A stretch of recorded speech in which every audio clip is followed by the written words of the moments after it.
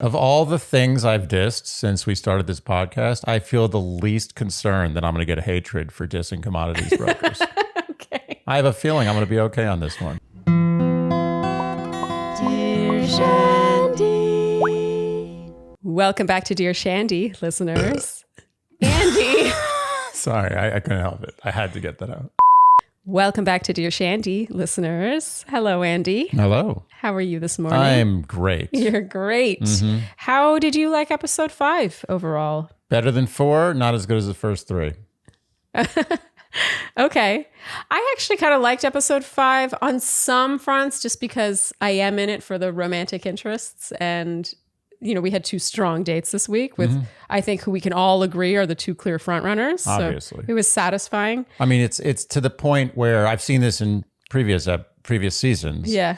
Where you're like, we know who's winning. Yeah. It's not we know the guy who's winning, or the girl, the woman. But we know it's down to 2 people. Yeah. And there's no question. There's no question. I like it when it's clearly between 2 people instead of when there's one clear winner, because then you're kind of like, why am I watching this? Oh, yeah. But I also like it better when there's 2 versus 3 or 4. Right. Like what 2 really makes things interesting. Absolutely. Like anytime, if you see like an Olympic, like 100-meter dash, it doesn't matter if they're all like neck and neck to the finish line. Yeah. You want there to be some competition. Yes. You want there to be 2 adversaries at least. Yes. And there are 2 excellent adversaries in this season. Yes. But there's no question Yeah. that one of them is going to win. Yes. But that being said, it's like all of it is just such BS. Yeah. It's like, do I believe that she's going to spend the rest of her life with Martin? Do I? Does anyone? No. Is there anyone watching in all of America that is like, you know what, Martin's the one. He's going to the promised land with her. No, and it's always fun to hear your fresh perspective on these things, because I think we kind of get used to this show and we understand the landmarks that have to happen before you get to the end. But I kind of just wish she would just take Nayte and Joe on dates every single week, and then we'll see who she sends home. Yes. It's kind of sick, but also I would way rather watch that. It's true. You're Yeah. right. You're absolutely right. Yeah. Foster the relationships that you know are going to last. Yeah. And just the rest, it's just like kind of like, Survivor. So Instagram Survivor. Instagram Survivor. It's like, who's going to get an extra 100,000 followers? Okay, do you feel ready to start recapping? I do. I do feel ready to start recrapping. Okay. So episode 5 kicks off with the guys heading to Minneapolis. They're all very excited. Very excited. We see camera footage of them en route. They're shouting. huge fans of Minneapolis. Yeah. All of them. Yep. And then we get to see some beautiful shots of the city of Minneapolis. And Andy, you were laughing the entire time. These are some highlights of things you said during this segment. They've shown that industrial waterway 3 times now. That was the Falls of St. Anthony. You said, a few tall buildings, a few more tall buildings. Can we make the city not look like shit for 2 seconds? And then my favorite, the most recognizable skyline in the world. So now people from Minneapolis are going to come for you. Do you want to defend yourself? I do want to defend myself. Okay. I know that Minneapolis has a lot to offer. Mm-hmm. I do. Yeah. No, I'm working on this. Hold on a second. You would expect there to be a butt here. Yes, the butt is coming. No, but seriously, I'm just joking around. The point here is, and to be fair, how many songs are written about Minneapolis? I did a little research on Minneapolis. Yeah. Very little, but a little, enough so that I can defend myself to some degree. There are actually 2 very famous musicians, but maybe 2 of the most famous musicians of the last 100 years who were from Minneapolis. Okay. Prince and Bob Dylan. Wow. However, there is a dearth of love songs about Minneapolis, which I always, if I'm ever traveling through the country, I often think, how many love songs are written about this city? Yeah. And you know what I mean? It's a love song about a person in the city or a love song about the city itself. Yeah. Like there's many about New York, obviously, not to, toot my own horn, but it's an unfair advantage. But I found only one song. And then this is a brief search. I know people are going to be like, oh, there's these other songs written in, the 70s. I found one song that really mentioned Minneapolis prominently. And this was a song by Tom Waits called A Christmas Card from a Hooker in Minneapolis. That being said, Minneapolis, no question, fine city, a fine city. Fine city, yes. But is it a city that a dozen grown men get like giddy about going to when they're in Palm Springs, California? And when people have gone on this franchise to South Korea, to New Zealand, to Mexico. Let's just be honest here. This is absurd. But Minneapolis, fine city. Fine. A fine city. Yes. Okay. A fine city. Okay. So Michelle greets the guys and takes Joe now on this one-on-one, this momentous one-on-one. Because it's always a big deal to get that one-on-one in the city where the person is from. And also extremely meaningful. Yes. That she chose him. Yes. And obvious. Yeah. It became very clear this week why Nayte and Joe have not received one-on-ones yet. Yeah. So they drive through the city and make out in the car. And Andy, you said she stays. You see that? She stays. She lingers with the kiss. There's none of that push kiss. You know, I like to talk about the push kiss. Yes. Let's talk about a lot in the Andy Dorfman season. Yeah, Andy Dorfman was the queen of the push kiss. Yeah.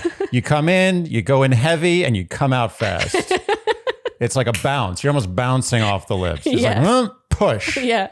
No. That's enough. You draw the line. It's enough kissing. She will stay. Yep. She wants more. For Joe.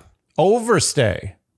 Maybe more than Joe even wants. She stays in there. She stays. Very important to notice. In the kissing. Cannot be underestimated. Okay. So she takes him to a Twins game at Target Stadium. Can we talk about how ridiculous this is? Yeah. I'm so I knew you were going to. I have a real gripe about this. I know exactly what you're going to gripe about. Because I didn't really see Target Stadium, the name come up, but when I was taking notes, I was like, I should get the name of the stadium, right? And so I Googled it. Target Stadium. I think we all know what target this probably is. Yeah, it's not a target like a bullseye. Like they're like, this is the target of sports. I wish it was that. That would be a terrible name, but at least it would just be a name they chose. Yes. And then you have StubHub Center, which was formerly the Home Depot Stadium. I mean, you've really been keeping track of these stadiums. But we're talking about a StubHub. We're talking about a stadium named after like a legalized like ticket scalping website. Yeah. I mean, when does it end? No, I can relate to this. When I was young, I used to go to hockey games, Ottawa Senators hockey games with my dad at the Palladium. Yeah, and then it became Scotiabank Place or something like that. And now it's Canadian Tire Center. Unbelievable. Yeah. So imagine you're like telling your grandkids about the time you watched the Ottawa Senators win the Stanley Cup. And you're like, when I was your age, I watched them take home the cup at the Canadian Tire Center. Yeah. No, I agree. But anyway, I guess everyone needs a sponsor. Everyone needs a sponsor. Yes. Who are we to talk? So she throws the pitch and they make out on the kiss cam. And of course, we keep getting shots of the guys back at the hotel talking about how much they are probably connecting on the stage. Yes, and probably. I felt bad for them thinking about all the man chats they were forced to have about how much they figured Joe and Michelle were probably connecting. So she takes Joe to her high school. She shows him her locker. Yeah. And Andy, you declared here that there was no way you would remember your locker. That day passed many years ago when I would have remembered my locker. I would remember my locker bank. I would have remembered my locker building. That's all. That's all I can do. Yeah, I think I would get to my locker within 2 or 3 lockers on either side. That's very impressive. Makes me feel old. They flip through her yearbook and she says, I feel like Joe would have been my crush in high school. And they play basketball in the gym, and you can tell they've both been looking forward to this game of basketball. Yeah. And they sit and chat, and she says that he reminds her of her dad and her brother in that he's very reserved and doesn't always show his emotions. And she asks if he's always been that way. And he says his dad is even more reserved than he is. Ooh, wow. No. And that's just how he was raised. Such reserve. And he has a lot of walls, and it's a trust thing for him, and he's working to take those down. Mm-hmm. And here we get our first word watch. And Andy, it was with this word watch that we realized that our word watch word scene was a terrible choice. Terrible choice. We Horrible. chose poorly. We chose very, very, very poorly. It was stressful because apparently we were using it in the context of being seen, on an emotional, personal level. Right. We didn't take into account that it's a fairly common past participle. Past participle. That's right. Of a verb. Yes. Don't do past participles of common verbs. Is the as lesson word here. watches. It was a poor choice. Poor choice. Yeah.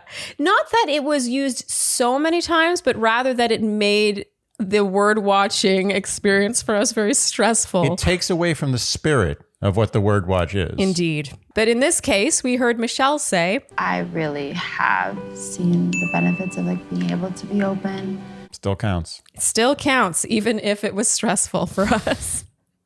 And Michelle says the date feels natural and like they're on the same team. Yeah. So back at the hotel, the group date card arrives, and going on this date will be Casey, Rodney, Martin, Leroy, Rick, Clayton, Olumide, Chris, and Brandon, meaning Nayte will get that second one-on-one. Shocking. Yeah.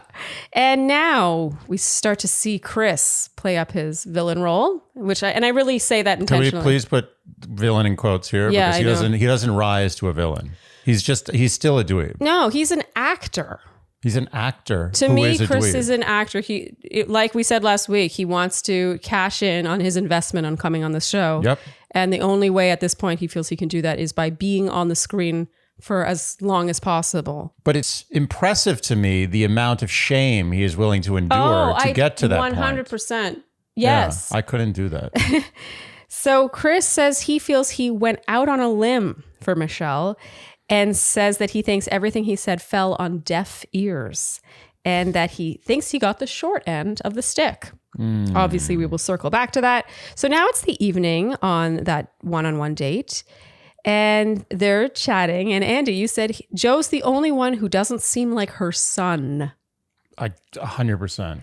But okay, so you say that, but at the same time, Nayte is your number one. Right. But there are romantic relationships where the woman is kind of the mother figure in the relationship, and those work. Yeah. Oh, but it's different because, and now this is going to start sounding really sick, but there are mother-son kind of relationships where there's some hot romantic element there. Oh, totally. And actually, as we know, because we get questions all the time for this podcast, because again, half of this podcast is us giving relationship advice.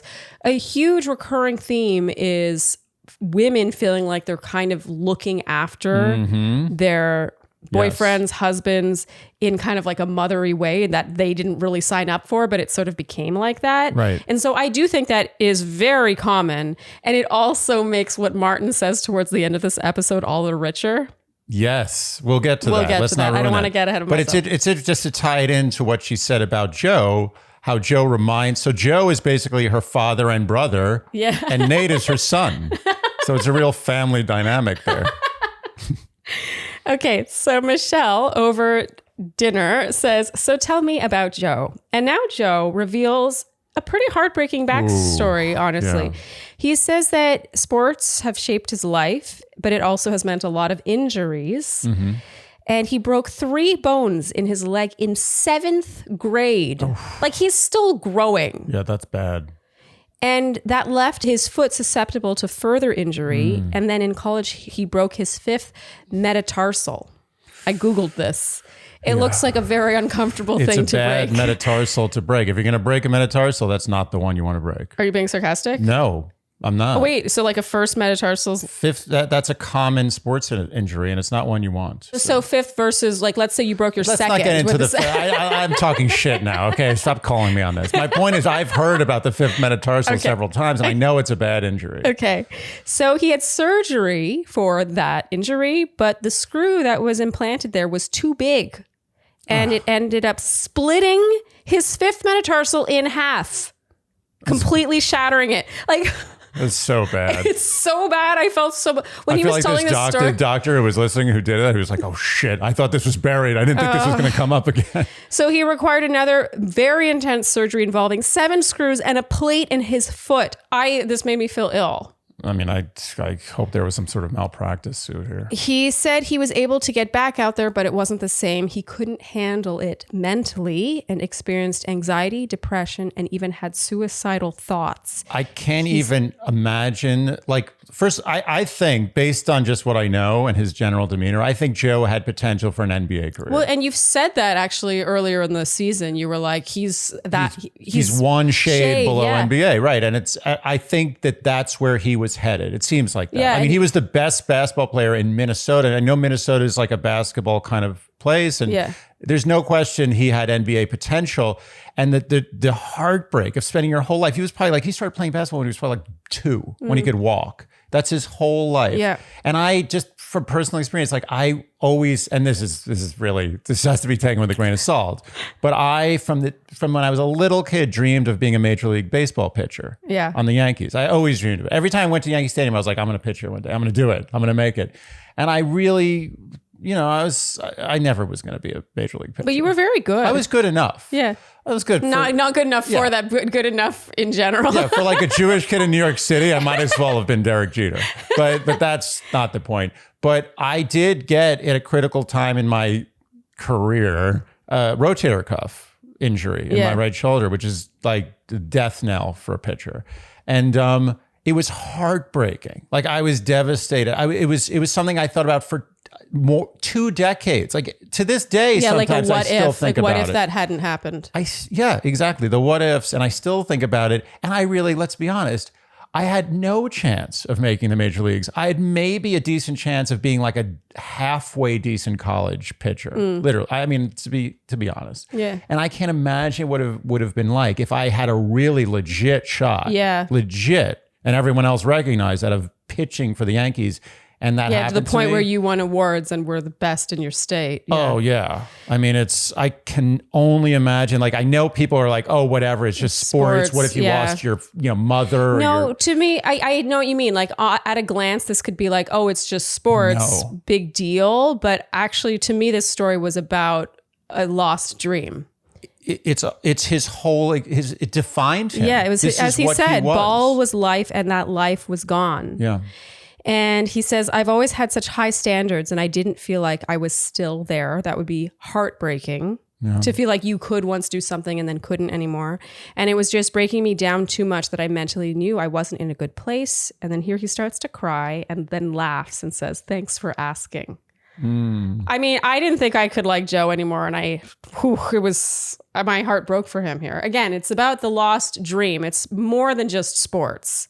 It's about what you had envisioned for your future. And as Michelle says in her response here, it's about having it taken away from you before you're ready. Because everyone knows they're not going to do this their entire life. Right. You have maybe 15 years where you can do this. Yeah. It's short-lived and it's so difficult to get to that level and to spend so much of your life investing in it, to have it taken away from you for something that feels exterior. The death of a dream. The death of a dream. Tragic. He said that all the rehab was another mental hurdle and it took away from the rest of his life. So he decided to focus on what would make him happy outside of basketball. And he said so much of his identity had been wrapped up in it. He was like, who am I at this point? Oof. Michelle she's just a wonderful listener. I love how she responds to, when guys do give her their backstories like this. She finds a way to relate, but without making it about her. Yep. And this one is particularly relatable. Yeah, to her. you do get the sense that she has an idea of what he's been through, even if she herself has not been through it. And she says that he got through a battle not many people know about, but he did that. He did get through it. Mm-hmm. She focuses on that. And she says she's proud of him for trusting her. And she gives him the rose. And I got to say, they're kissing after this. It was like, I was very moved. I was totally pin drop silent. You saw me. I completely am with you. I actually felt like it was inappropriate for me to be watching that. It felt so intimate and intense that I felt it was almost like pornography in a good way. Yeah. No, I know what you mean. Emotional pornography. Yeah. Because you don't get the sense that Joe went here lightly. No. Like, this was not an act. He was like, oh, I'm going to pull out my sob story now and really make it to the finish line. He was just like, all right, I got to tell this story. I don't like talking about it, but here we go. And this is not a guy who likes to, tell sob stories. You can tell he keeps it in. He keeps it in and oh man, this was some passion. Passion. That kiss. Uncomfortable. I was uncomfortable with how passionate and intense that kiss was. He says his favorite quote is, "The best things in life are on the other side of fear." I had never heard that. I loved that. He says this whole experience has been fearful, but he feels really comfortable with Michelle. And then they go and ride a Ferris wheel. Mm-hmm. And Michelle says today was the most powerful, special, perfect, stars aligning date I've ever been on. Wow. I believe it. I was deeply moved by this entire date, from beginning to end. So, Andy, how did you enjoy last night's dinner? Let's just say it was fresh and hello. Did it greet your taste buds? Oh, nice. We're, of course, talking about HelloFresh. We're big fans. We've been using HelloFresh for a long time, long before we started a podcast. Actually, before I met you, I was using HelloFresh. Yeah, that's true, actually. And I will say, we have tried many of the meal kits. But what HelloFresh does, which the others don't, because I know what people are thinking. They're like, oh, there's so many of these meal kits. You're just shilling this one. No. HelloFresh gives you the 4 things that other meal kits give you individually, maybe 2 of them. HelloFresh gives you all 4. Yes. Creativity. Satisfaction. Yes. This is important. Yep. Affordability. Yep. And ease of use. Yes. Ease of use. All of them. Some of them are a little fussy. I don't want to be in the kitchen for an hour. Expensive, difficult. Yeah. Or let's say you don't put in an hour. Let's say you put in half an hour and then you're not really satisfied by it. You're like, this didn't really hit the spot. And by the way, for someone who's a little bit of a pig, portions, you never get cheated. This actually I've noticed to be a problem with some others. The size. Size is important. Yes. Size matters. Only in meal kits. And HelloFresh has a very generous offer for the Shandies. Weirdly generous. Weirdly generous. Go to HelloFresh.com/Shandy14. That's 14. And use code Shandy14 for up to 14 free meals plus 3 free gifts. Right. Like 14 free meals, not enough. It's like, you gave me 14 free meals, but I'd like some gifts. Yeah. So go to HelloFresh.com/Shandy14 and use code Shandy14 for up to 14 free meals and 3 free gifts. Andy, on a scale of 1 to 10, how exciting do you find brushing your teeth? Question. Am I using a Quip? Yeah, your Quip toothbrush brings you a lot of joy. This toothbrush is the sleekest, most low-profile toothbrush, electric toothbrush. Yes, the electric part needs to be stated. Yes. It looks size-wise like a normal toothbrush, but it's electric. It's super sleek. It is very smart, and it taps into an app, a free app, and you literally track your brushing and then get rewarded for brushing. It's insane. Yeah, and those rewards are legit. They are. You get Target gift cards, a solar-powered battery charger, floss. Yep. Everything. Come on. It's one of those things. Like, do I have to sell this? That's what I think. You've actually been using yours since long before we started advertising them. Yeah. Yep. I have been using a Quip since, I believe, 18. Has it been that long? Oh my God, that's crazy, actually. Oh, dear. Since you saw an ad on a Subway. And now we're paying it forward. Isn't that funny? It all comes full circle. Yep. I'm a little disconcerted by how long I've been using a Quip. Time has passed quiplier than I would have liked it to. So if you go to getquip.com/Shandy right now, you will get your first refill free. That's your first refill free at getquip.com/Shandy. Spelled GETQUIP.com/Shandy. Quip, the good habits company. So now we have the group date, and the guys meet Michelle at another stadium. I didn't catch the name of this stadium. It's another corporation. Just name it. This is the AT&T. I mean, there is an AT&T stadium. Oh, I'm sure. Yeah, you laugh. Yeah. It's the Verizon Center. Yeah, the Facebook. There's a Facebook. No. I'm pretty sure there's a Well, Facebook. now it would be Meta. The Meta Stadium. It's not a real, it's maybe a stadium. It might be. It's sometimes a stadium, sometimes maybe just in your imagination.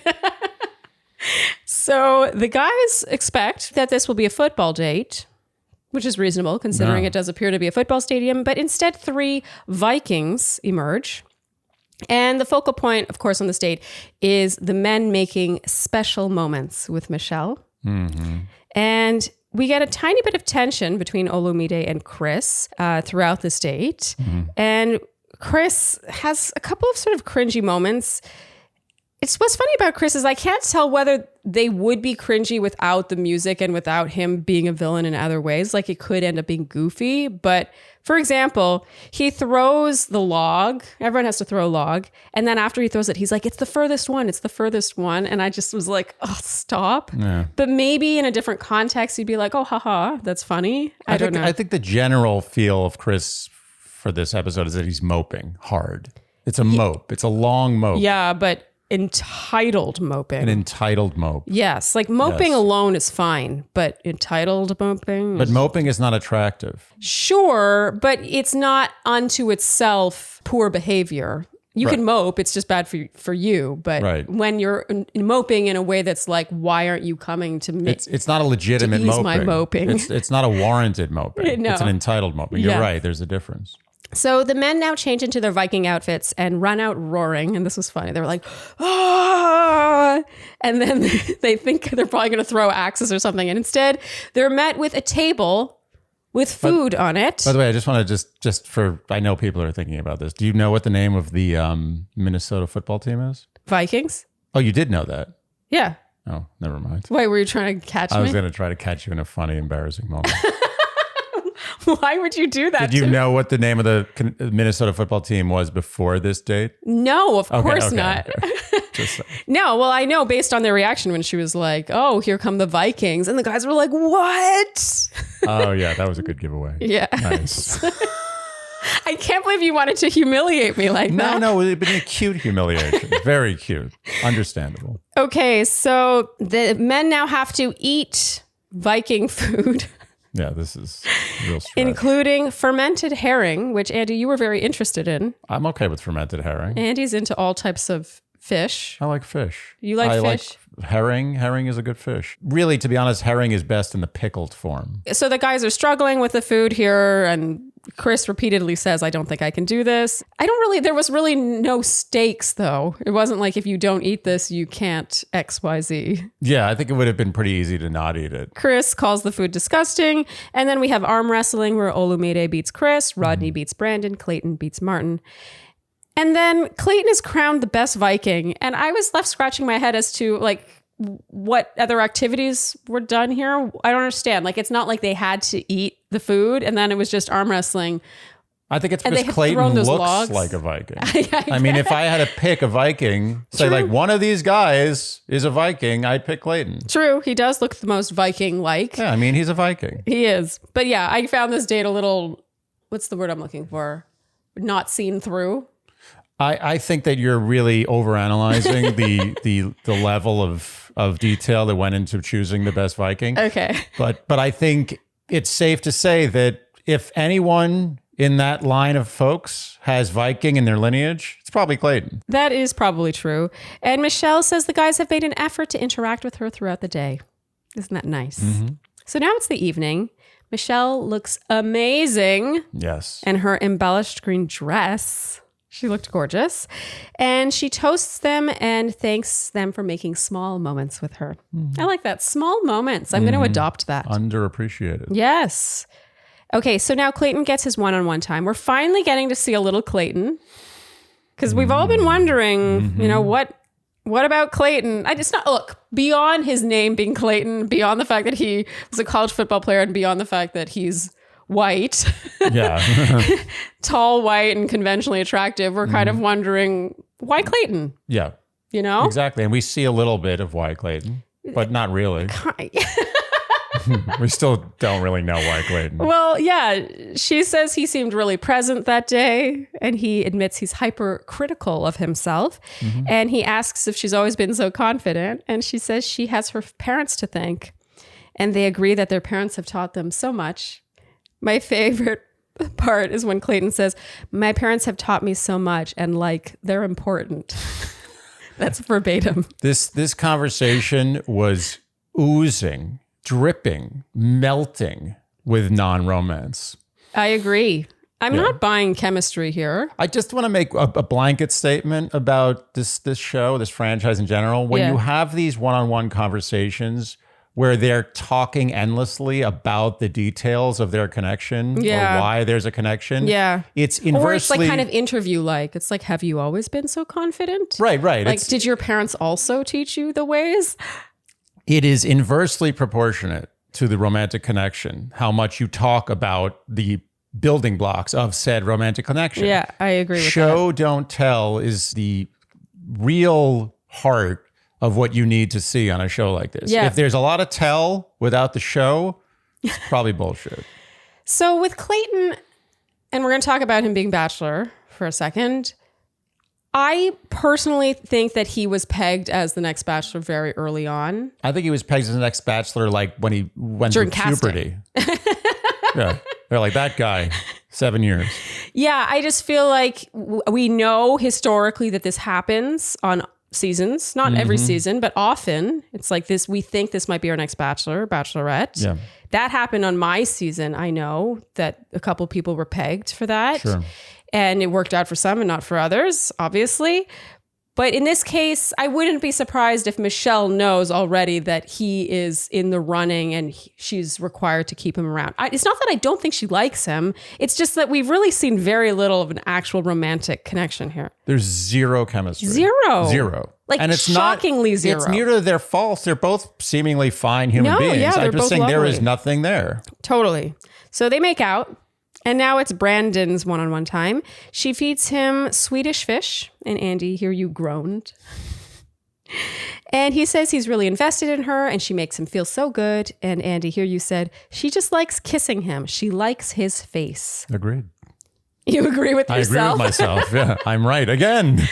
Yeah, I don't disagree with that. I have a hard time really buying this from a like equal playing field perspective. Yeah.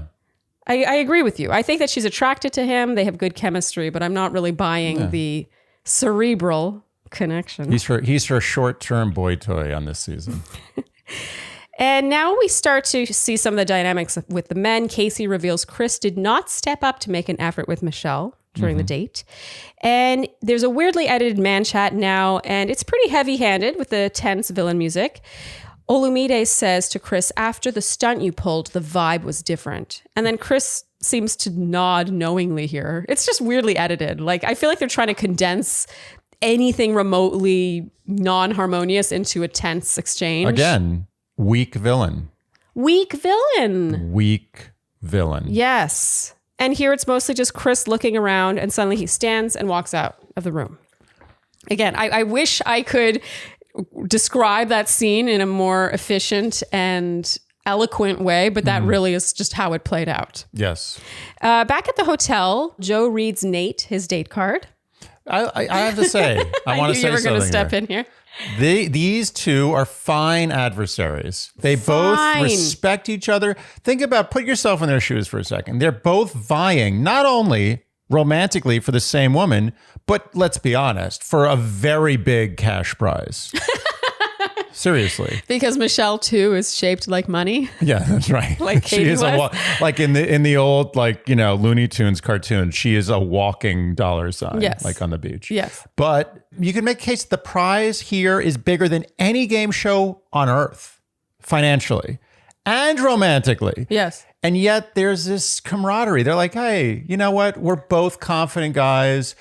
One of us is going to get it. We don't really know who it is, but we're good. Like those are good adversaries. I like the dynamic between the two of them. It's so juicy that it's really the two of them and no one else is even in the picture. And they know it. You think they don't know it? Yeah. They know it. And I want to repeat again, if it hasn't been made clear enough, no one has any chance of winning this season except Joe or Nayte. Zero. No one's arguing with you. Absolutely zero. Yeah. What Rodney's going to beat? Come on. And by the way, Rodney's fantastic. Oh, yeah, we like Rodney. You know what Rodney has elevated? He's elevated himself from the guy. Remember, I called him like the low-level bodyguard who gets killed. Like, he is now the right-hand man of a complicatedly, maybe endearing lead villain of the action movie, who in the very end, I mean, really in the last 15 minutes, gets killed and you feel bad for him. But he's about to get killed. He's right there. He's about to be trying to save his guy, going out with both guns blazing, and he's about to get shot a lot. Rodney's done. But that's not my point. My point is no one that thinks that anyone's winning this. Agreed. Except Joe or Nayte. And including Joe and Nayte. Including Joe and Nayte. And that's why I love the dynamic. They're playful. They respect each other. They're confident. Yeah. They're like, may the best man win. It's like an old school. It's like one of those like old school like sword duels. It's like, may the best man win. You know, it's an honorable fight. I love it. And you notice there's never any ITM. They couldn't get one drop of ITM about Joe and or Nayte talking shit about the other one. True. Not even semi shit. Yeah. Not even something close to shit. Yeah. Not even mildly digested food. Nothing. Which makes me like both of them even more. Yeah. That's the other thing, is that I really like both of them. You know, the way to be liked on this show, always take the high road. Whether you do well or not, take the high road. If there's ever a fork in the road, take the high road. You know, a great example actually is Will. Will's a great example because he took the high road in a way that we were able to see, and it made us love him. Yes. And be very sad when he went home. Right. But actually, it turns out, based on what you guys are telling us, we haven't actually seen the tweets, but he has some sort of not great Twitter history. But it's funny how taking the high road, that single action of him not blowing that thing with Peter out of proportion, made us like him so much more. Yep. Anyway, you're right. You never lose. Okay, so back on the date, Chris seems pissed and is quietly chatting with Martin now. Martin seems to be friends with a lot of villains. You notice that? I wonder why. Martin gives Chris the excellent advice of, you can't be prideful, you can't be insecure, you can't be jealous. Best advice I've heard anyone give anyone on The Bachelor, ever. I don't know if he takes his own advice. No, he doesn't. No. It's irrelevant. You don't have to practice what you preach. Nope. And there's a montage of all the guys having one-on-one time while Chris talks in his ITM about wanting to talk to her and kind of acting entitled, like she should be seeking him out. And he says he has put himself out there for her more than he normally would. And I wrote, yikes. Yeah. Because if this is you doing more than you normally would. Rough stuff happening here. So Michelle now returns to the group and asks if someone's missing. And then Chris suddenly scurries in. Yeah. He was too busy talking shit in his ITM. He's really working for himself. She says they're going to wrap up the evening. And now Chris raises his eyebrows and mouths, wow. Mm-hmm. I got to say, he really reeks of entitlement and privilege. Yeah. And like he thinks he's above being there. It's ridiculous. He's very unattractive. I'm not a fan. No. And Andy, you said also, why does he think he earned being special? He thinks this is transactional. Yeah. And that's a good point. It's like, oh, I put myself out on a limb. I did this. She didn't ask him to do any of that. Let's say it is transactional. She did not ask for you to give a speech on her behalf, to report about guys in the house. She doesn't owe you anything. It's absurd. It's like this show is about like you scratch my back, I scratch yours. Yeah. That's how you win The Bachelor. Well, especially since so obviously the reason he did that at all was to get airtime, to be an 11th hour villain, as we talked about last week, simply to get more airtime. It was self-serving. Well, that's the thing. It's almost like it's so absurd what he thinks he deserves for what he did that I started thinking, is this his strategy? Like, has he thought of this? He's like, I'm going to be this guy. And then I'm like, who would want to be that guy even to get somewhere? Like, why would anyone do that? So then I think to myself, maybe this is real. Maybe he has decided that he's done for and he should do something special to become a villain or get more Instagram followers. I get that. Yeah. But I think his methods have become real. I think this is actually him. I'm going to stay firmly in my original camp, which is I think he's just doing everything for airtime.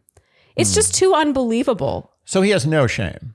I think he has no shame. Or he has no self-awareness. He thinks that what he's doing is not going to be seen by America as being shameful? No, I think that I don't think he's a dumb guy. I think he is at this point just maximizing on this experience. He's like, well, got it. I know I'm probably going to go home any day now. He has known that for a while. And he's like, well, what can I do? Like formulaically. Right. To get the maximum seconds on the screen. So everything is tailored to going out with a bang for him. Then it becomes like a meta thing. Like if you're judging him based on his actions, you're judging incorrectly. You should judge him based on the incentive.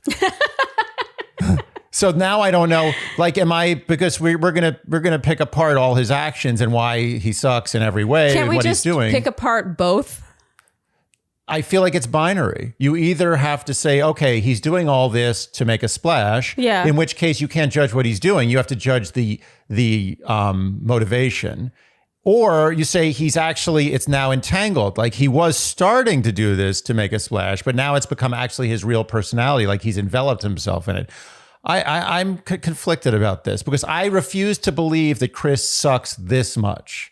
It's so shitty. Well, you're getting me thinking now. Maybe I'm giving him too much credit thinking that he's really in on it. Maybe this really is his personality. I'm thinking it's a little bit of both. I'm thinking that he started the speech he gave, no question. Yeah.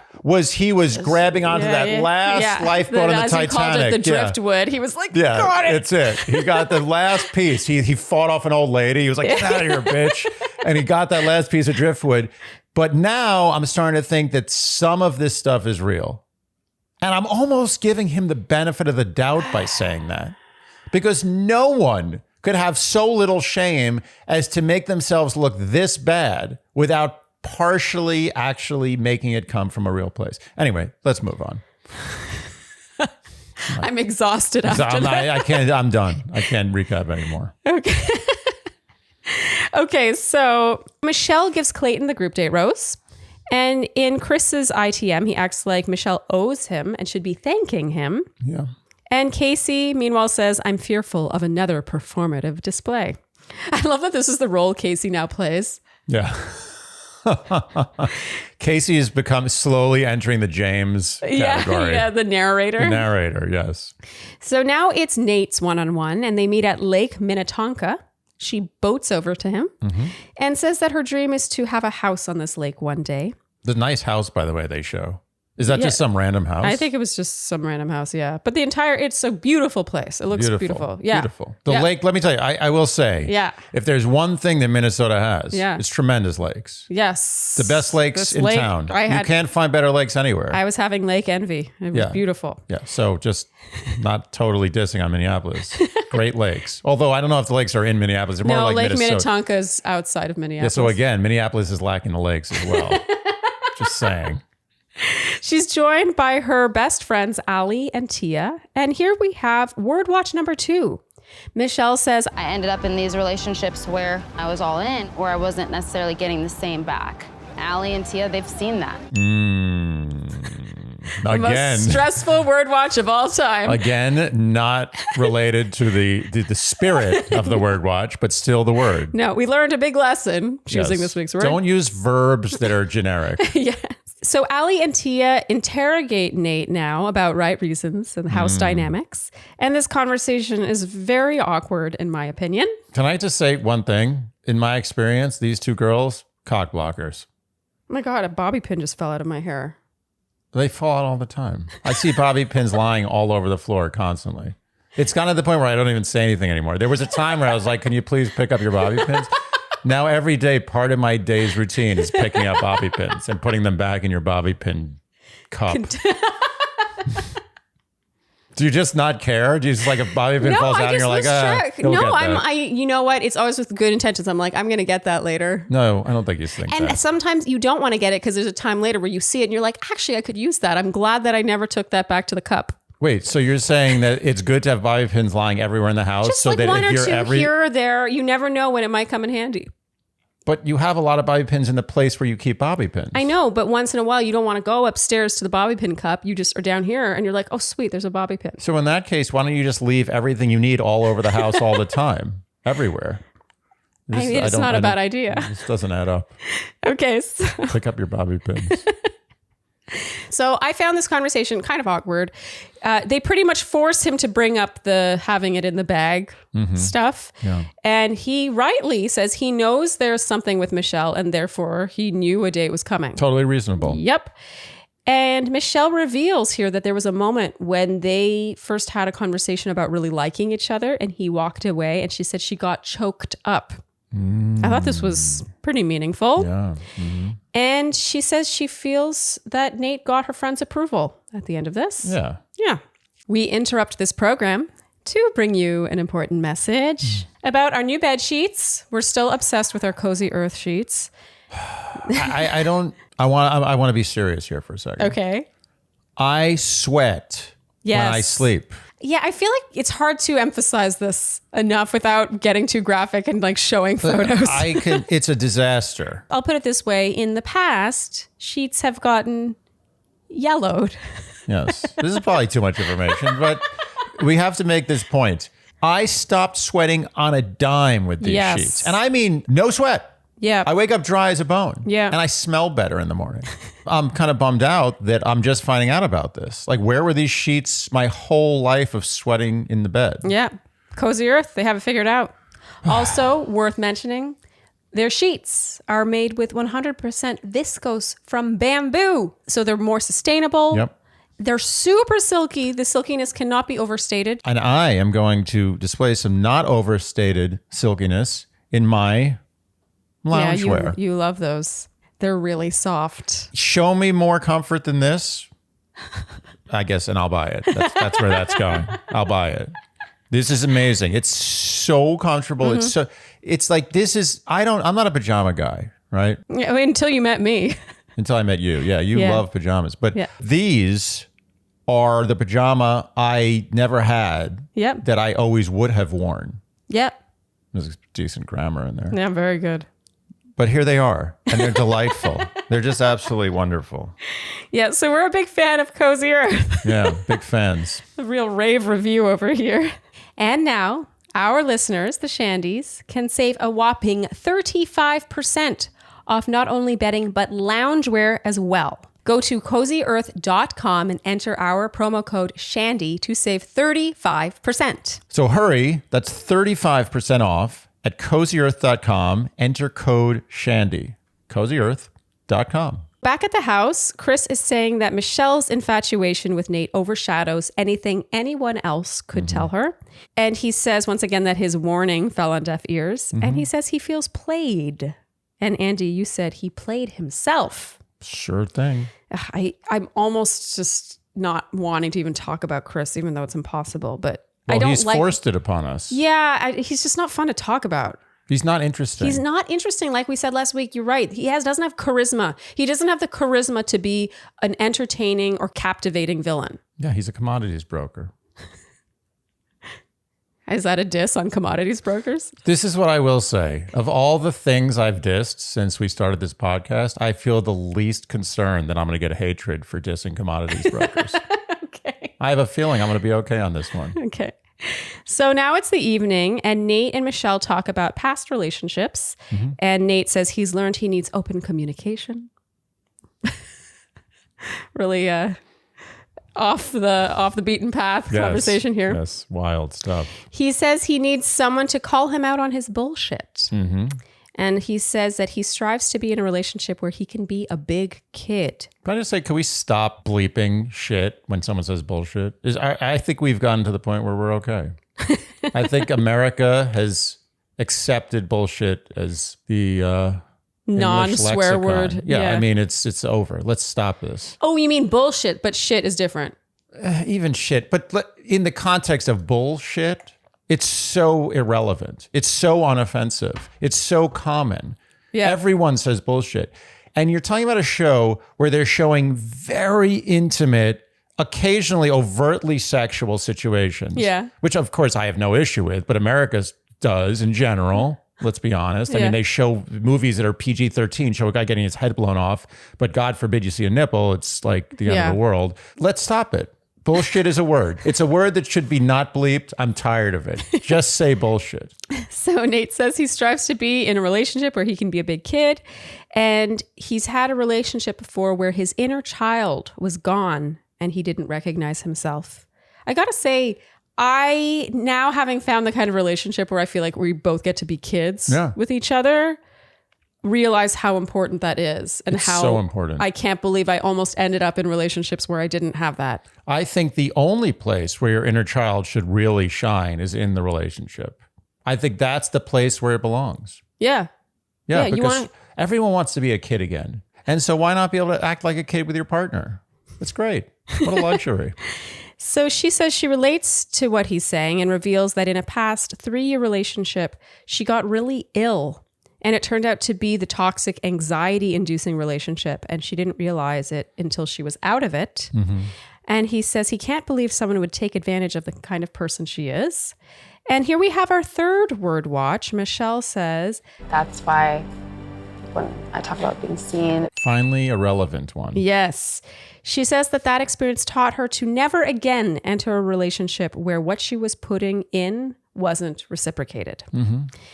And back at the house, we hear villain music and we see Chris get into a car to come and bombard their date.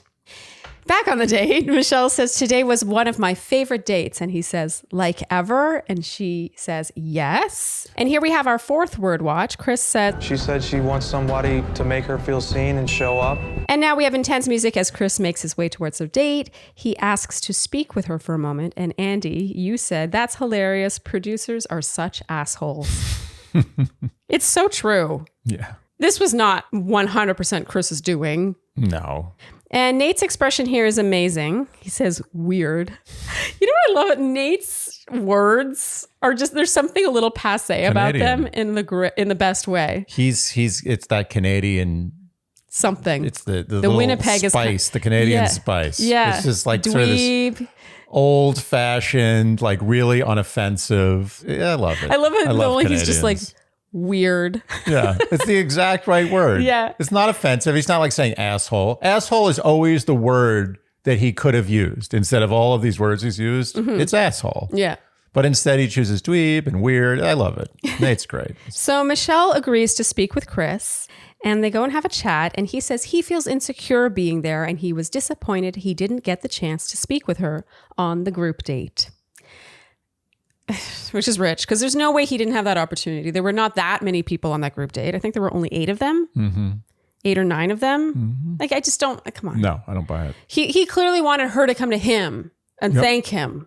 Yeah, he felt he was owed. Again, assuming he is authentic in those feelings, and this is not, as you said, all part of his grand scheme. Yeah. There comes a point where it's like, which scenario are we analyzing? Okay, so he says he felt played by the rose ceremony the week prior, and he tried to warn her, but she kept prioritizing Nayte. This conversation is very strangely and choppily edited, if I'm honest, but we get the gist. Yeah. She says she was caught off guard by his behavior at the rose ceremony because he spoke for her, and he accuses her of putting a fake smile on and being fake with him. And she says that as a female and a female of color, there are lots of situations where people speak for her and she is not heard, and that she can speak for herself and make her own decisions. Again, weird editing. It kind of felt like he was accusing her of being fake, and then her response felt like it was to something else entirely. Yeah. Anyway, she says they're not on the same page and cannot see this relationship progressing and sends him home. I always find it humorous when a guy, especially on this show, when a guy tries, and this goes for any situation, okay, man, woman, child, whatever it is, to argue yourself into someone loving you, to argue with someone like, you should love me for these reasons. Yeah, again, assuming that he is sincere. Assuming, but we have to assume. Yeah. Otherwise, the whole show is a farce. I mean, we have to make a qualification for every single scene. My point is that no one has ever argued themselves into being loved. Yeah. It's impossible. Or you can argue yourself into someone surrendering because they're weak and they're like, okay, fine, whatever. I'm not going to break up with you. But that's different. You can never argue yourself into being loved ever in any situation in the history of the human race. Michelle says that she believes Chris came from a genuine place of concern. Not sure I agree with her there. No, but she's that being nice. he was trying to control her decision making. Definitely true. Mm-hmm. And I find this behavior, assuming again it is authentic, alarming. I don't like the idea of a guy providing information or thinking he's warning a woman and then feeling like, okay, thank me now, prefer me now. That was not asked for. You're not allowed, again, to use that transactionally. Mm-hmm. The entitlement is just seeping out of him. Agree. Okay. So she returns to her date with Nayte and tells him that she just sent Chris home. And also, I just want to add how classy Nayte was, because many prior contestants in this situation would have gone out and confronted the conversation before it ended. But Nayte sat back. Well, yeah, and actually it ties into what she says later on this date, which is that Nayte trusts her to make her own decisions. Exactly. Like he just sort of lets her do it herself. He knows that she can handle it. She's a big girl. But he's also better than that. He knew, he was confident enough and classy enough to know that he didn't need to go out there and confront that conversation. He just let the cards fall as he knew they would. And she tells Nayte that their chemistry is undeniable. Unlike anything she's felt before, a pretty huge thing to say. There's conflicting information here, but she just had the best date by far ever in history perfect with Joe. Stars aligning date. And now she's feeling this chemistry unlike anything she's ever felt before. So now we've got two competing issues. She gives Nayte the rose and says life with him would be fun and nurturing and caring. Mm-hmm. And they make out while fireworks go off in the background. And Andy, here you said, I feel like the one who gets the fireworks is the one who wins. Stand by that. Okay, still standing by the Nayte. We're really torn on Nayte versus Joe. Very. But we'll get to our predictions. Michelle says she's very crazy about Nayte. And he says he can see himself genuinely wanting to fight for her for the rest of his life. And that's where the date wraps. And my only wish about this date is that we'd gotten to know him more. That's true. We didn't get to know anything more about Nayte on this date. I don't know Nayte very well. No. I know he's very tall. We know he's tall. We know he's goofy. He wants to have fun, sure. What more do we know about him? You know, with Joe, we got to see so much more about his backstory and why he is the way he is. And I just feel like Nayte, it's just like... I think what you're getting at is that Nayte is one of the few characters on this season where we haven't had a heartache story. No, most of his date was spent rehashing the Chris stuff. Right. In fact, all of his date, the daytime portion, he had to sort of defend it and talk about it. And then in the evening, Chris came in. Who knows what conversation might have been shown if it weren't for Chris coming in with his fanfare. Right. That's true. It just kind of bugged me because I want to know more about Nayte personally. Mm-hmm. Okay, so now it's the rose ceremony. Rodney says, this is among some of the greatest group of guys I've ever been around. Oh, Aww. Rodney. It's too bad he's about to get killed. He's not. He makes it through. Yeah, but we know what's going to happen to Rodney. Last 15 minutes. And here we have our fifth word watch. Michelle says, I just wanted to say thank you because you made me feel so seen. That's what we were aiming for. And Rick has one-on-one time. They walk hand in hand through the streets. And she asks if he'd consider moving there. He says he would. Very, very weak, I would. Oh, yeah, you weren't Yeah, convinced. I wasn't convinced. It was like, oh. They make out and dance while a blurred out pianist plays in the background. That pianist chose not to be featured on a national show. I respect his decision. That was a bold move. That's a real artist. He's like, no, I don't need this. I don't want this exposure. It's just about the music for me. Yes, this is art. I'm making art. Yeah. Mm-hmm. And now we have a montage of one-on-one time, first with Brandon. She presents him with a birthday cake. Olumide, Leroy, and Clayton get time. And now Rodney's one-on-one time is shown. She takes him to the roof of the building they're at, and he loses his shit over this view. Rodney's never been on a tall building before, ever. His first tall building experience. They make out. It's like the people, they're like ants. Look at them, they're small. The cars are not even as big as my pinky nail. This is amazing. He was really losing his shit over what seemed like a pretty average view. Like an average height corporate building in an average corporate tall building financial district setting. Yeah. And as they make out here, Andy, you pointed out that the body language would suggest she is not that into him romantically. It's so many things. Yeah. She likes Rodney the way we all like Rodney. Yes. As a friend. Yeah, yes. He can laugh at himself. He's so nice. He's talking about how great all the other guys are. I'm going to make a prediction. Okay.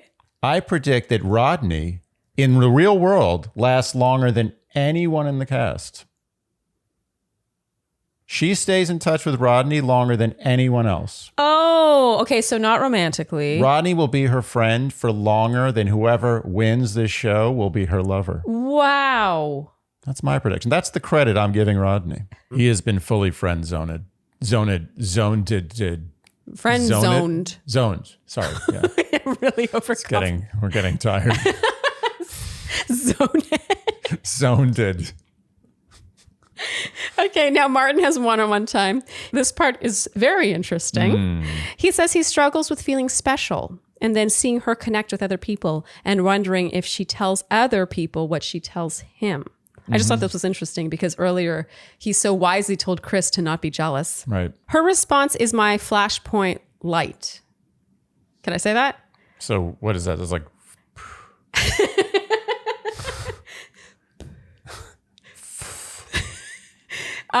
Yeah, I already know you're not going to approve of this, but it's a light flashpoint. It is. It's very light. Okay, so she says, I get analyzing and observing different things, but from what you've seen of me and how I've handled situations, do you think I would blow smoke up your ass?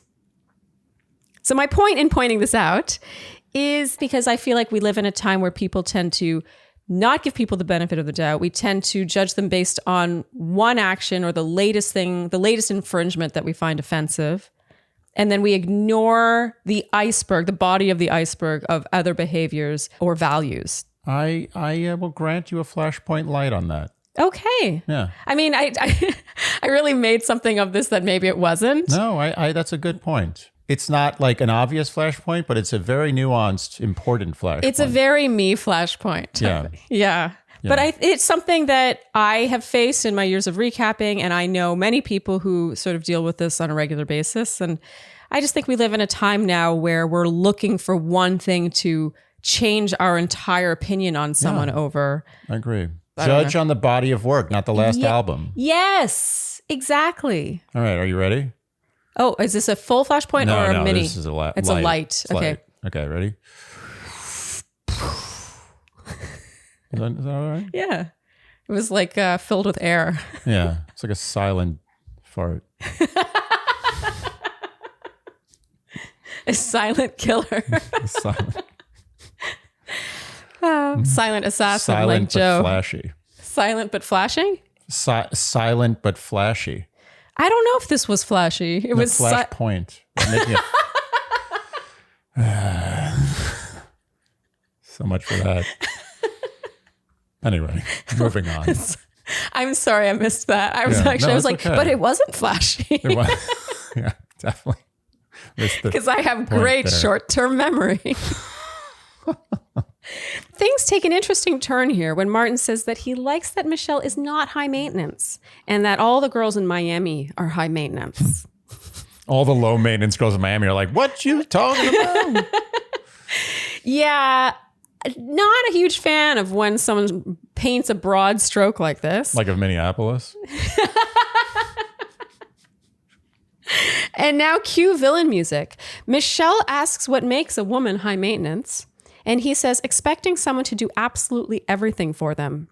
He says, just because a man is a man doesn't mean they have to do everything. And he says that takes the power away from the female. And she asks what makes a woman high maintenance versus a man's high maintenance-ness. High maintenancity. High maintenancity. And he says a man doesn't go into a relationship saying, hey, you're going to take care of me. Oh, that ain't right. Oh, and Michelle rightly raises her eyebrows here and laughs. As she should. Okay, we have to talk about this for a second. This was more flashpointy to me than the last flashpoint. Well, no, the reason it isn't a flashpoint to me is because it never really got addressed. Like, it was just her laughing at him. It's more like up to interpretation. If she had sort of slammed him down here, really, truly, I would have been like, yeah, flashpoint. Yeah. But it was clear what she thought. Mm-hmm. I do like that she held him to it. She didn't let him off the hook. But what bugs me is when a guy is clearly talking about money. Yeah. it's obvious that he was talking about finances or like women feeling they want, when they date a guy, they want to be looked after. Taken care of. Yeah, kept. If you are going to go out and make that statement, you'd better be fucking specific. Yeah, agreed. And if you don't feel comfortable going there, then don't make this statement. So many men want to be taken care of in maybe financially, but mostly emotionally in relationships. All men want to be taken care of. The ones who don't end up being taken care of or seeking that are fooling themselves. Yes. They're lying to themselves. Yes. They want to be taken care of. In a way, I hate to say it, they want to be mothered a little bit. Yes. Again, that brings us full circle. Yeah. It is so rich for him to say, yeah, men don't do that. And that's why if he wants to talk about money, just fucking talk about money. Don't try to dance around it because all he's doing is shooting himself in the foot. He was just digging. These guys are like... It says something about what he seeks and is getting out of relationships if he can't imagine how a man wants to be taken care of in a relationship. Mm-hmm. That means that he's not becoming emotionally invested to the point where he could be taken care of. And it also says something maybe about a lot of the women he's dating where he thinks that all women in Miami are financially high maintenance. And I'm purposely making a point of saying financially because I personally feel that's what he's talking about. Yeah, it might be an assumption on my part. No. I agree with you. I think that what Martin did here was give an offhand, what he thought was an offhand, like just no big deal compliment. Yeah, in his mind, but he miscalculated on many levels. First of all, it's a miscalculation to think that a compliment framed as an insult to an entire city of women, or rather women, all the women in a city, is going to land necessarily as a compliment. You should try at all times to make compliments not involve insulting other people. If possible. Yes.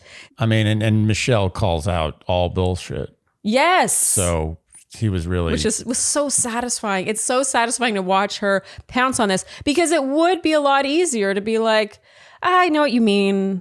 I'm sure that there are girls like that. Like, oh, thank you. I'm not high maintenance. I'm not like those other girls. It would be a lot easier to just wrap it up harmoniously like that. Basically, he broke the rule that if you're on the show and you have nothing to say, don't say anything. Yeah. Don't. He was digging for something there. Yeah. And he ended up digging himself a trench, which kept going. He was digging himself to China. I mean, that hole kept going. Well, it seems like it will continue to go until episode 6. Yeah. Because this did not seem resolved. He officially became the villain.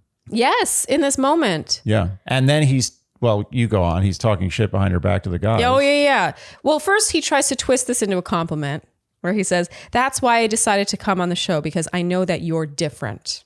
Oh, please. That's the reason. That's it. That's the only reason. That's it. Martin was sitting home one day watching the show and he saw, and Michelle Young is the Bachelorette. And he was like, you know what? Michelle Young, she's different. I want to be on that show because that woman is different. Yeah, I have nothing to gain from going on that show other than meeting her. Yeah. He just put on his, he ripped off his clothes and put on his Superman outfit and said, I'm going to go save that different woman. Has nothing to do with my Instagram, nothing to do with my personal training career. It just has to do with how Michelle Young is different. Yeah.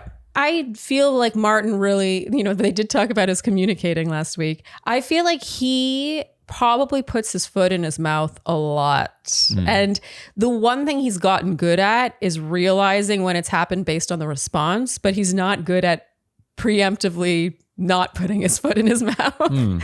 His pre-putting foot in mouth game is poor. It's how he deals with this moving forward that really gets me. Because I understand putting your foot in your mouth once in a while and sort of he admitted he's not a great communicator. He can come off condescending, all the things. Yeah.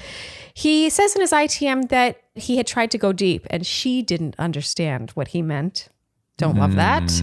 He says he didn't say anything wrong and it was just miscommunication on her part. So he likes to play the blame game when he's misunderstood. That is not my favorite trait in the world. No. And then he goes on to vent to the other guys, which just seems idiotic. Yeah, that was just ridiculous. Yeah. And here Olumide says that he thinks Martin is two-faced and that he's one way with the guys and another way with Michelle. And I wrote, notice how quickly we have a new villain. That took no time at all. No time at all. Nope. Just one day apart. That's right. Chris was sent home most likely the night before. You know what's funny? Martin didn't even know he was the villain at that point. Which automatically makes him a little more interesting as better a villain to me. Yeah. I'm giving him credit that he didn't know. He just became the villain organically. Yes. It wasn't manufactured. Yeah. He is now a legitimate villain because he is the villain. He's not trying to be the villain. No, he just has traits that don't work well in this setting and make him unlikable. And now Respect. and now it's starting to add up that he is friends, it would seem, with Chris S. and was friends with Jamie. Birds of a feather. Birds of a feather. TV is just an interesting medium. It really can skew your view of someone so dramatically. Yes, so quickly. Because to be perfectly honest, when I first saw Martin introduced, I judged. There were a lot of things about Martin which I was suspect about, but Martin won me over. I was like, oh, you know what? I was wrong. But now I'm thinking that I wasn't wrong. TV fooled me. Yeah. And you know what I like is that you can admit you were wrong. I was wrong, but I was also admitting that I was right in the first place.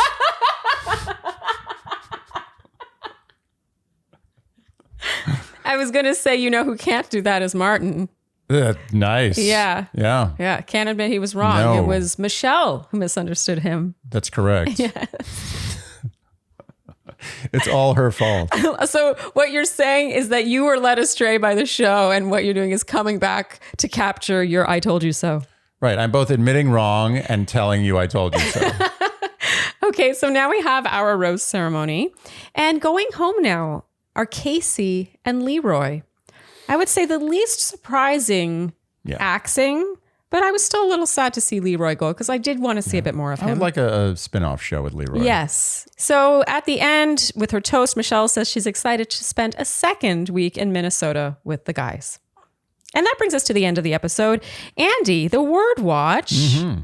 There were a total of 5 scenes in this episode. Yeah. I confess I was worried there were going to be more. Me too. Yep.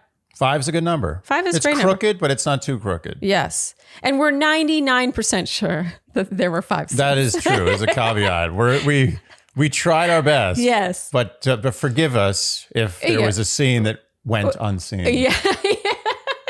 And congratulations to Stephanie Mansour. You are the happy winner of a Manscaped Lawnmower 4.0 and accompanying goodies from Manscaped. Yeah, it's a good gift bag. Please email us to claim your prize at dearshandy@gmail.com by this Friday at midnight Eastern Time. Mm-hmm. And Andy, for next week, do you have a new word for us? By popular demand, I am bringing back vulnerable. Oh, okay. I have heard it too many times for it not to come back as a word watch of the year. Michelle loves to use the word vulnerable. She loves it. Yeah. Loves it. Yes. Okay, so next week, in case you're new around here and you want to play the word watch game and attempt to win a... Hello Tushy Bidet. Yay, the Hello Tushy is back. It's back, baby. Yeah. If you want to try and win a Hello Tushy Bidet, you can enter by guessing the number of times you think the word vulnerable will be uttered. Yeah, it's not easy to say this word, which is amazing how many times it rolls off her tongue. Yeah. It's impressive. Okay, so you can guess the number of times you will hear the word vulnerable be uttered in episode 6. Mm-hmm. So the next episode. And you guess by writing the numeral of that number, either below this YouTube video or on the Instagram post for this episode, this current episode you're watching right now or listening to. And that's at Dear Shandy on Instagram. And if you guess correctly, you will automatically be entered in a draw, and we will randomly select one name, and that person will win a Hello Tushy bidet. Struggling today. You're getting there. You're almost there. Okay, and you must submit, by the way, your guess by this Friday at 11:59 p.m. Eastern Time. Yes. Which Word means Watch is a strict operation. It is a strict operation. Don't play games. Yeah. Yep. Okay, Andy, that brings us to our predictions. Mm-hmm. Do you want to discuss it all, or do you want to make this quick? I'm going to just call my predictions from now on Jate. But if I must, I'm going to stick to my guns, and I'm going to say Nate's going to win. Okay. Yeah. Yeah, I'm going with Nayte because you know what? I think I've thought about this a lot. Okay. And even though my gut tells me Joe, my heart, wait, is your heart and your gut the same thing? No, I think your gut and your heart operate differently. And then there's your I think head. it's usually your head and your heart. Your head, heart, and gut. I think there's 3 decision makers in your body. Oh. Yeah, I totally believe that. It's your gut, which is the thing you physically feel like when you're like a decision, you feel Yeah. like a little sick. Yeah. Then your heart is where you're emotionally like, oh. Your gut is like your intuition. Your heart is with your emotion. Your gut is your body. It's your fight or flight. It's like, do this or bad things will happen. Yeah. Your heart is more like, but I really like this and I don't like this. And your mind is pragmatic. It's like, if we do this, we're going to do this. Yeah, there will be repercussions for doing that. This is what would happen if I followed my gut. Yes. Yeah. I think we've or got my this. heart. We nailed this one. So my gut's telling me Joe. Okay.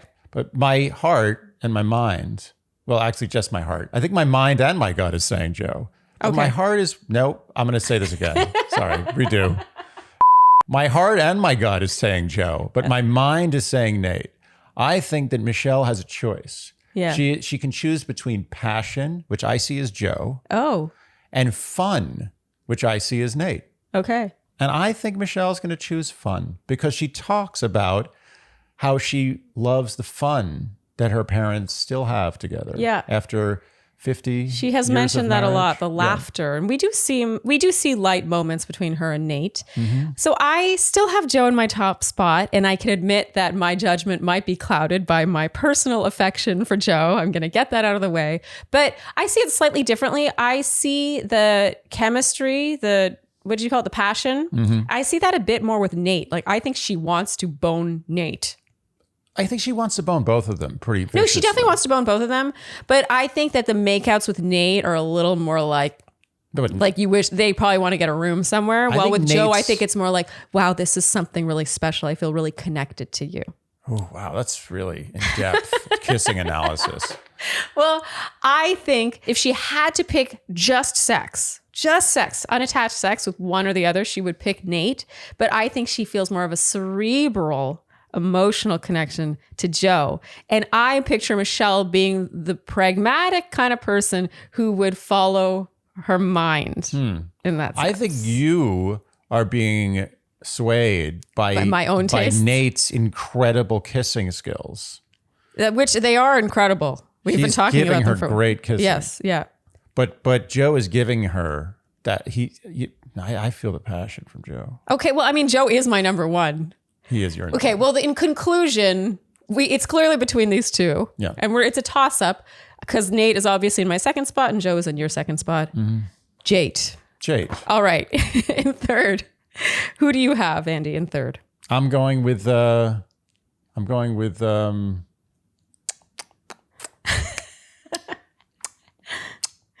you remember? Just so everyone knows that I do think of these on the spot.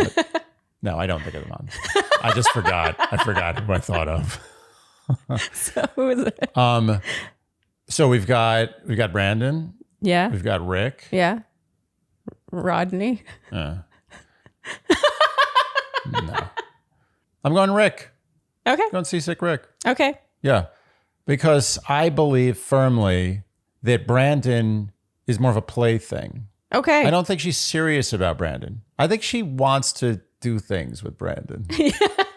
But I don't know if she wants to really spend her life with Brandon. Yeah, I think she's got surprising chemistry with Brandon. Yeah. And that has him in my third spot because the cutoff for Fantasy Suites is 3, not 4. So I agree with you. And it's because I agree with you that I have Brandon in my third that's spot. the kind of inside information that I didn't have.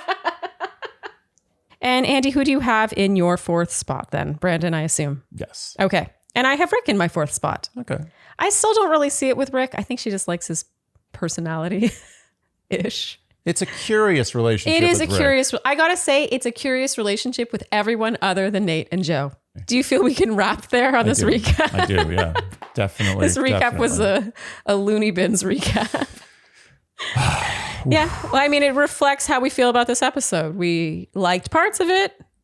We're a little pooped. Yeah, I'm entering a very indifferent phase, which I found happens in the middle of seasons, as I've discussed. Yeah, I know what you mean. I feel like I know exactly what the next 2 to 2.5 episodes are going to look like. Yeah. She's going to have one-on-ones with Clayton and with Brandon. And we're going to get to hear a bit more about them. We're certainly going to figure out why Clayton becomes Bachelor.